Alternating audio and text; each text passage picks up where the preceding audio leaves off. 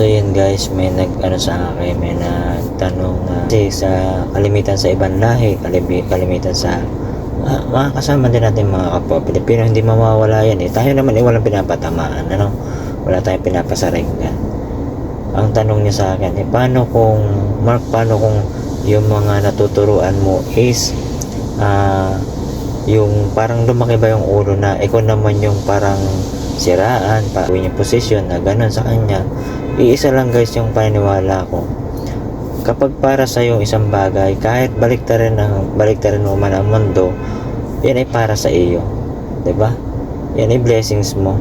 Tsaka para sa akin, maging masaya tayo sa tagumpay ng iba. Yun yung pinaka number 1 na ano ko sa sarili ko, na sa bawat nakakamta ng bawat isa, maging masaya tayo, either good or bad, yan ay blessing.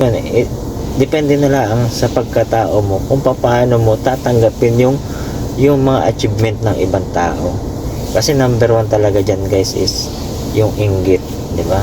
Yung inggit pwede yang maging motivation in a good way, at pwede rin naman yang makasira sa sarili mo at sa buhay mo. Kasi mahirap guys pag yung inggit, sakit yan, sakit, walang lunas dyan. Oh guys, seryoso guys, walang lunas dyan.